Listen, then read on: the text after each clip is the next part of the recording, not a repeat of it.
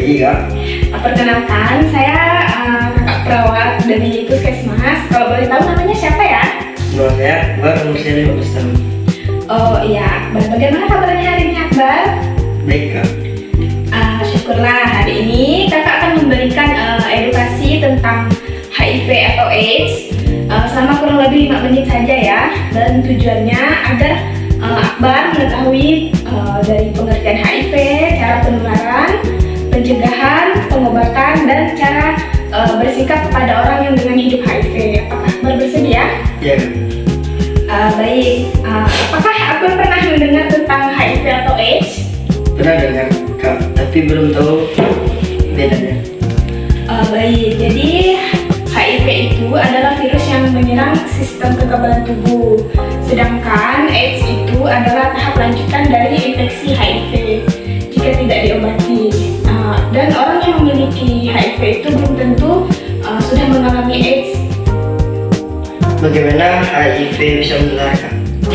Jadi HIV itu bisa menular melalui hubungan seksual yang tidak aman, penggunaan jarum suntik yang bergantian, transfusi darah yang terinfeksi, serta dari ibu yang memiliki HIV pada janinnya pada saat hamil, melahirkan, atau menyusui.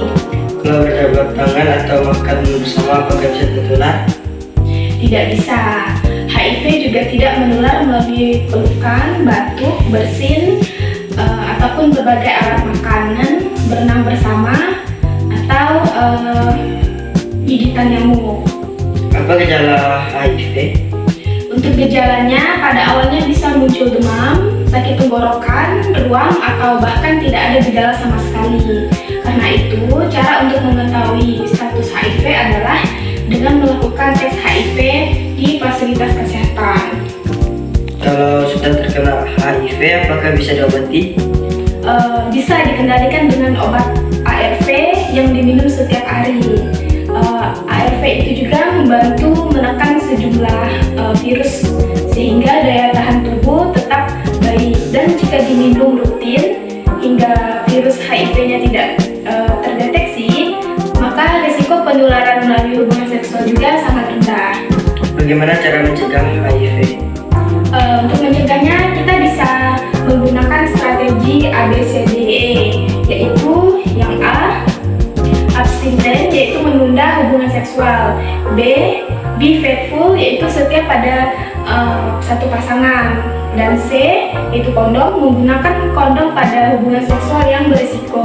Untuk D, yaitu don't drown, yaitu tidak menggunakan narkoba serta terutama untuk jarum suntiknya. Dan yang terakhir E, yaitu education, yaitu mencari informasi yang benar dan melakukan tes HIV bila berisiko. Selain itu, ada juga pencegahan lain seperti penggunaan alat suntik yang steril, program pencegahan penularan HIV dari ibu ke anak, obat PrEP untuk mencegah HIV pada orang yang berisiko tinggi, dan PrEP untuk diminum maksimal 72 jam setelah terpapar HIV. Kalau ada teman yang hidup dengan HIV, bagaimana sikap kita? Kita harus tetap untuk berteman, menghormati, dan memberi dukungan. Jangan mengejek atau memunculkannya karena HIV itu tidak menular melalui pergaulan sehari-hari. Baik Kak, sekarang saya lebih paham. Bagus, sekarang coba Akbar sebutkan kembali apa yang telah kamu ingat dari edukasi hari ini. HIV adalah virus yang menyerang daya tubuh, sedangkan AIDS adalah tahap lanjutnya.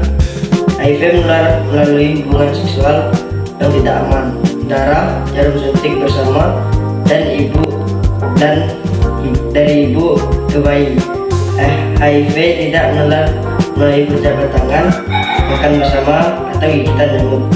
HIV dapat dikendalikan dengan obat ARV. Pencegahannya dengan strategi ABCDE, alat steril, PPIA, PrEP, dan PEP. Kita juga tidak boleh mendiskriminasi orang yang hidup dengan HIV. Bagus sekali Akbar, jawabanmu sudah benar. Semoga setelah edukasi ini kamu dapat menjaga diri, menerapkan perilaku hidup sehat, dan membagikan informasi yang benar pada teman-teman. Terima kasih Kak, saya jadi boleh memahami HIV atau AIDS. Sama-sama Akbar, tetap semangat belajar dan jaga kesehatan. Sampai jumpa. Sampai jumpa Kak. Ini untuk leafletnya ya, bisa dibagikan kepada teman-teman untuk pembagian informasi. Oke Kak, siap.